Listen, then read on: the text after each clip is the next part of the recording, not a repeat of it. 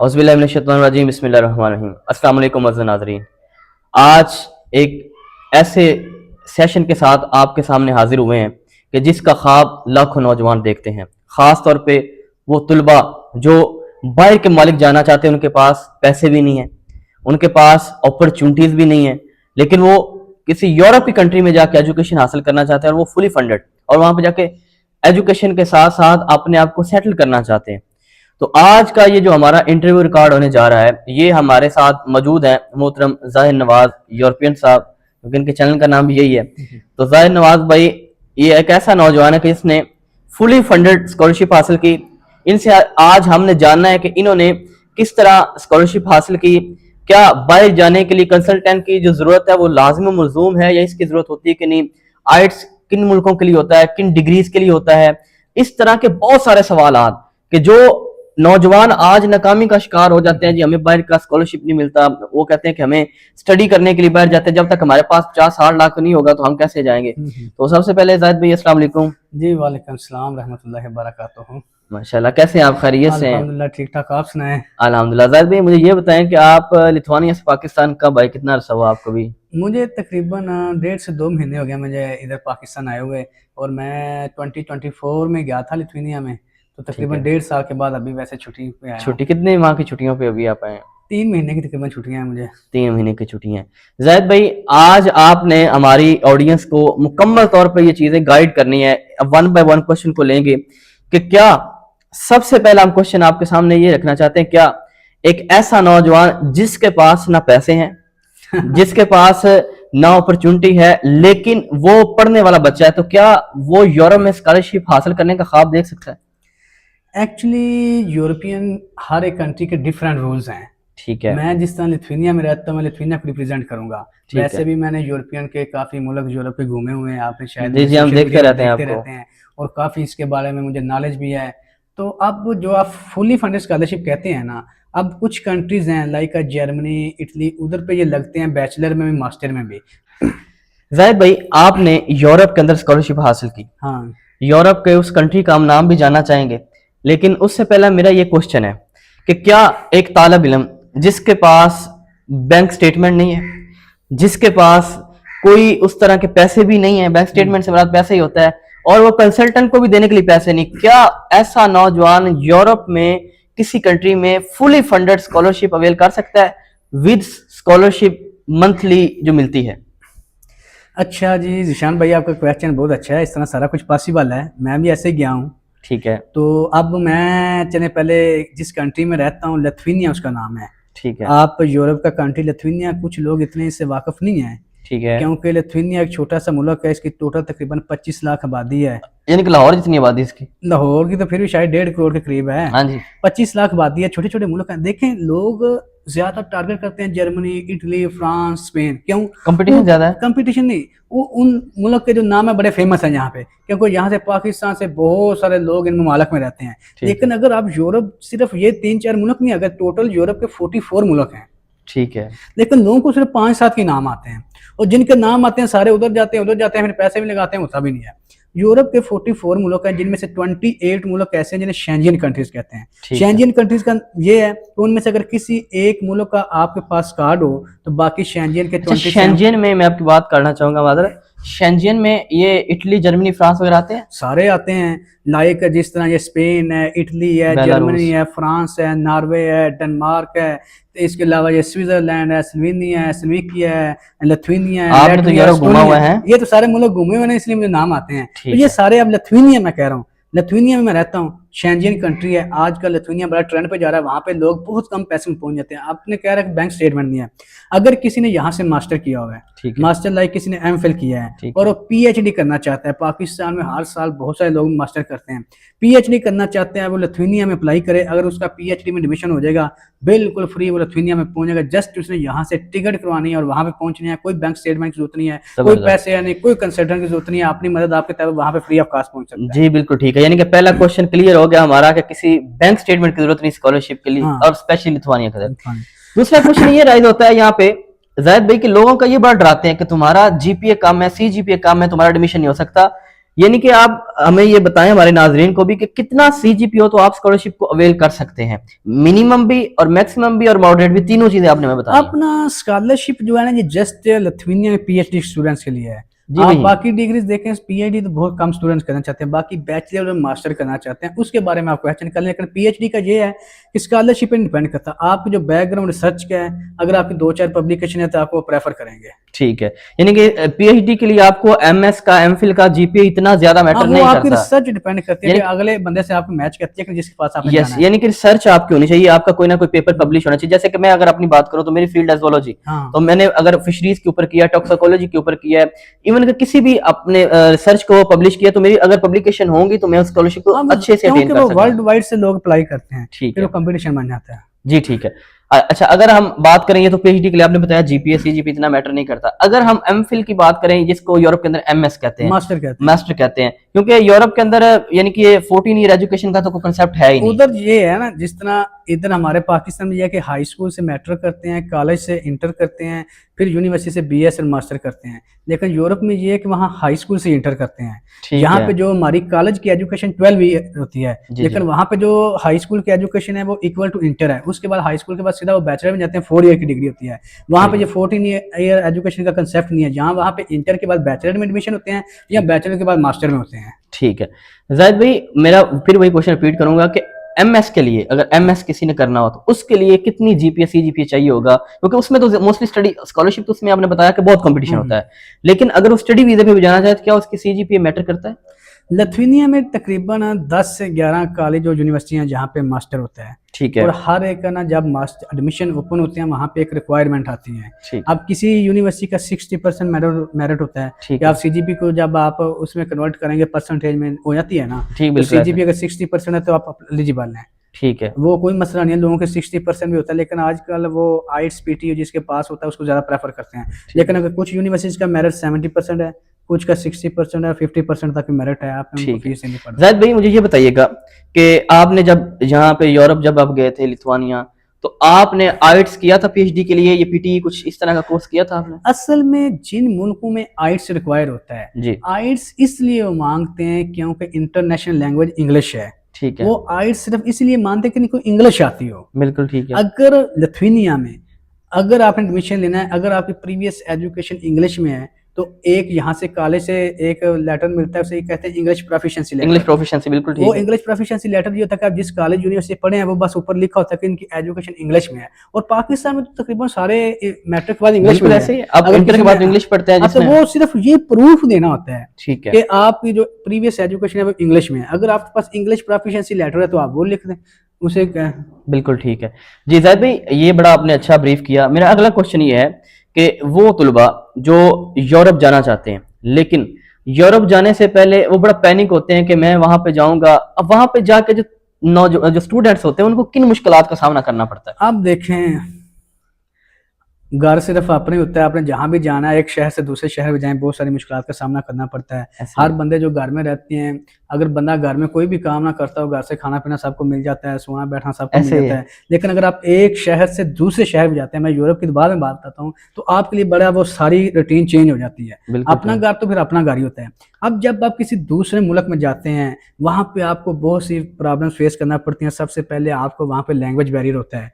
अब यूरोप का मैं आपको बताता हूँ कि यूरोप के जितने मुल्क हैं हर एक की लैंग्वेज डिफरेंट है। छोटे छोटे मुल्क हैं, 8-8, 7-7 लाख उनकी आबादी है। यानी हमारे 2-4 देहात इकट्ठे करें इतनी मतलब इतने लाखों में एक तहसील की शहर कह रहे हैं आप, एक शहर जितने मुल्क हैं उनकी आबादी, उनकी लैंग्वेज डिफरेंट है, उनके रूल्स डिफरेंट हैं, और वो सारा कुछ अपनी लैंग्वेज में पढ़ाते हैं। बड़ी प्रॉब्लम फेस करनी पड़ती हैं। अगर आप एक दिन गाड़ी पे घूमें तो आप एक दिन में 5 मुल्क घूम लेंगे, लेकिन हर एक की जुबान डिफरेंट होगी। सबसे बड़ा जो लैंग्वेज बैरियर है बाकी मुल्कों में, जो एक सबसे पहले लैंग्वेज, यानी वो अपनी जुबान को ही प्रेफर करते हैं। उसके बाद फिर क्या होता है, लाइक जैसे हम लिथुआनिया में रहते हैं, वहां पे खाने पीने की चीजें ये नहीं होती जो उधर होती हैं। बहुत सारी चीजें ऐसी हैं जो जहाँ से हम खाते हैं, लेकिन वहां से खाने पीने को आपको अपने आप को एडजस्ट करना पड़ता है वहां की चीजों के साथ। ठीक है। लैंग्वेज बैरियर है, खाने पीने के, रहने सहने का इंतजाम ये है। यहाँ पे हम घर में कभी जनाब लाइट चली गई, छत पे कभी नीचे कभी ऊपर, वहां पे एक एक कमरे में रहना पड़ता है, फिर सारा दिन काम करना पड़ता है। वहां पे सिर्फ और सिर्फ लोगों को क्या होता है, खाना पीना, काम काम, बंदा कितने चले हैं, काम पे चले हैं, कितों आया काम तो आया, दूसरे से कोई कंसर्न नहीं है। उधर कौन सा कोई रिश्तेदार है, कोई इधर जाना है उधर जाना है, कोई बिल्कुल, फौज की कोई चंगी कोई मारी जाए, कोई कंसेप्ट नहीं, सिर्फ काम खाना पीना सोना, कितने ठीक चले है। हो काम से, कितों आया काम से, बस ठीक। वहां पे स्टूडेंट्स की सारी डिस्कशन ये होती है कि आज आपने कितने कमाए हैं, कितने घंटे काम किया, ये वो लोग रोटी भी नहीं खाते हैं, जाहिद वो भाई, कहते हैं ये बिल्कुल बिल्कुल अच्छा जाहिद भाई, आपने बड़ी अच्छी बात की, वो चीजें आपने क्लियर कर दी कि वहां आपने रहना है तो मुश्किल, जाहिर सी बात है, बंदा घर से जाता है तो ज्यादा सफर लेके निकलता है, बात क्लियर होगी। दूसरी बात यह है कि जाहिद भाई, जो बंदा फुली फंडेड स्कॉलरशिप जाता है, क्या वो साथ वहां पे काम कर सकता है?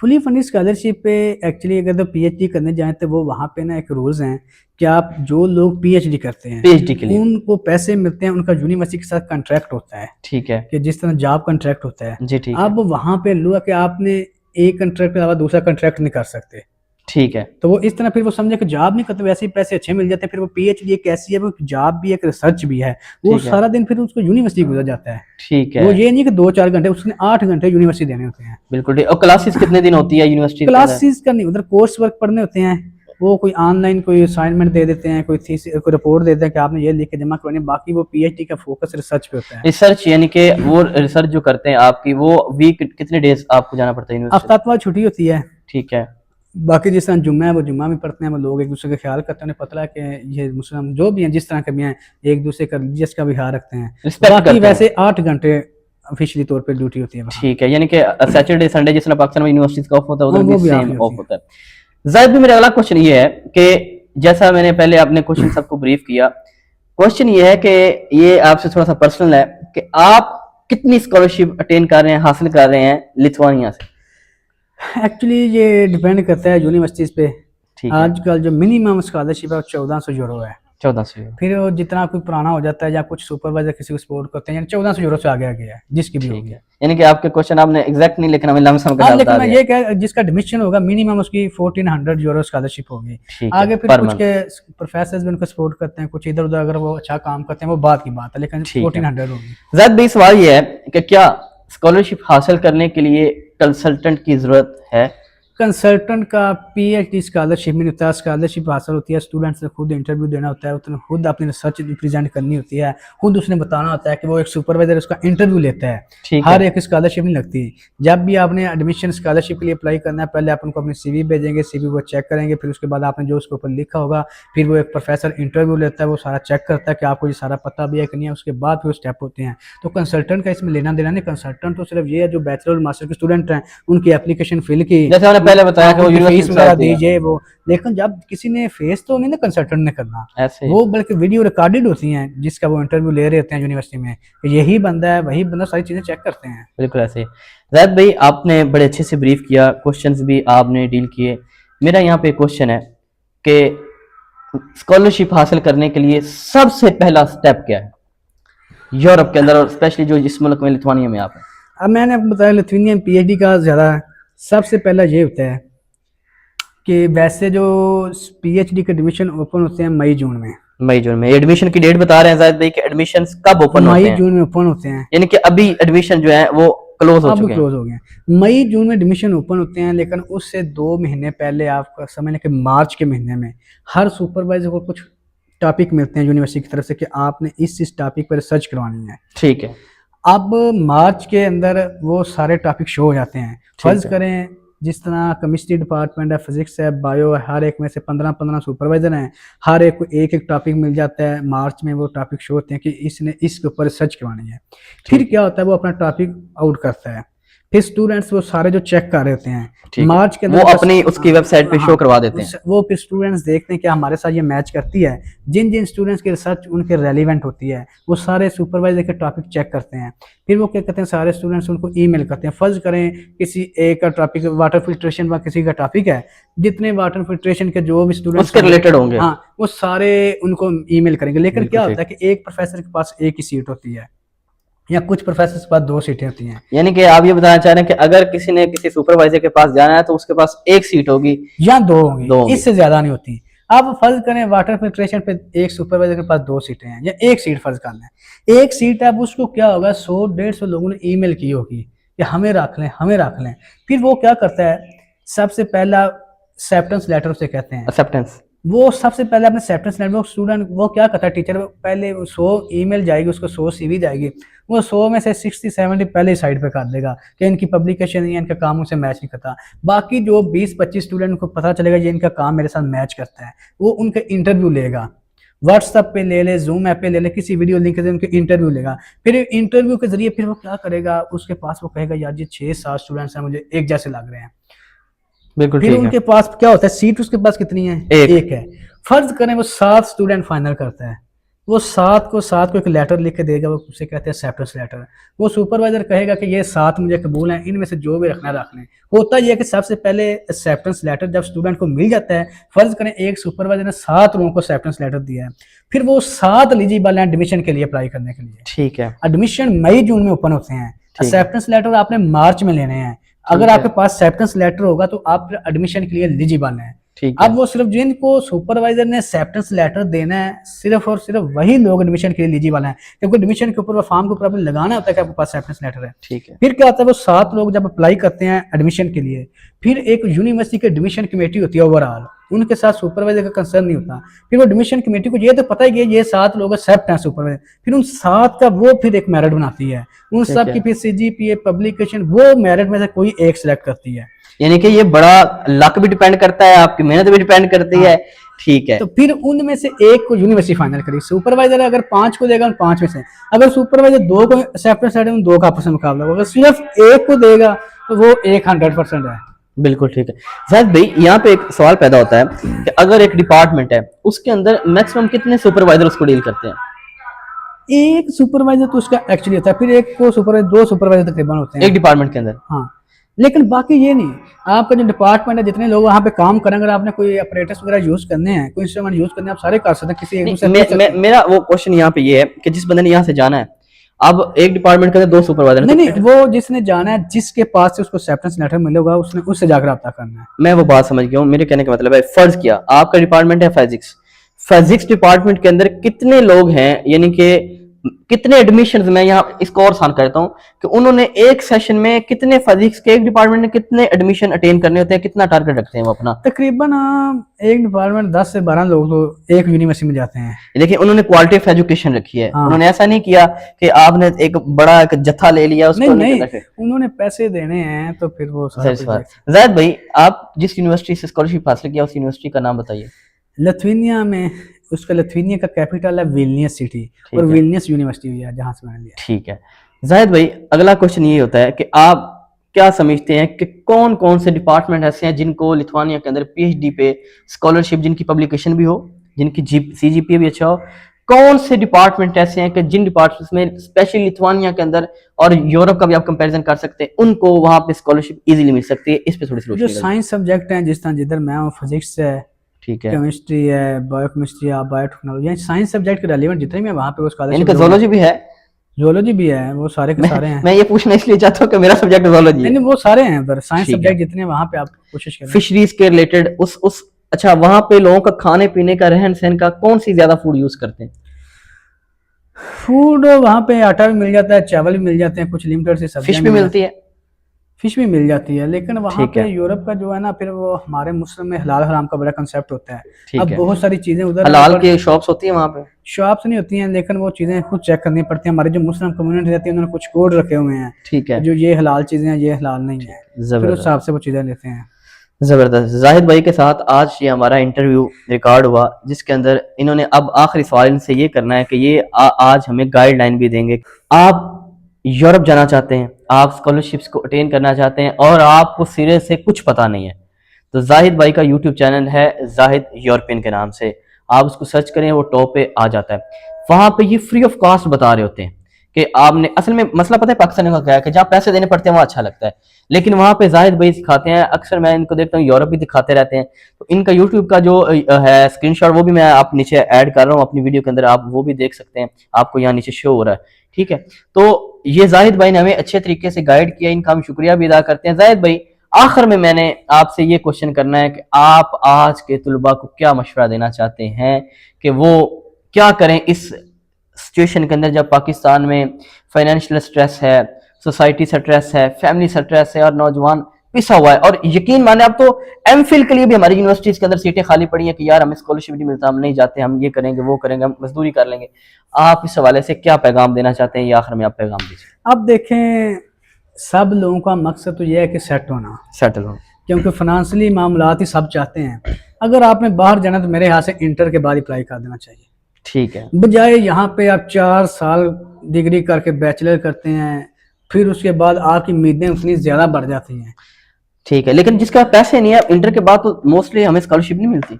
स्कॉलरशिप मैम कह रहा हूँ सारी नहीं मिलती, लेकिन नंबर ये है, आप देखें ना, क्या इंटर के बाद स्कॉलरशिप मिलने के चांस होते हैं? बैचलर में तो लोग 4-4 साल को लाख रुपए लगा देते हैं ना। बिल्कुल ठीक।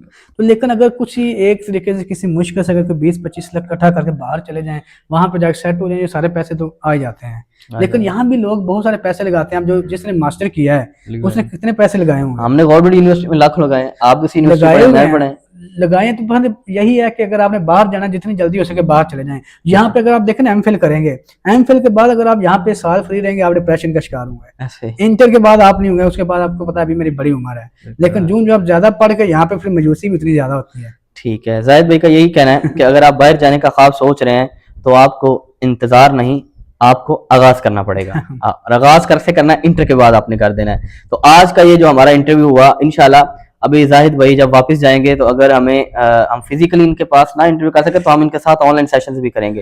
लेकिन ये खुद भी अपने यूट्यूब चैनल पे बड़ा अच्छा गाइड करते हैं, जिसका मैंने आपको डिटेल पहले बताई है।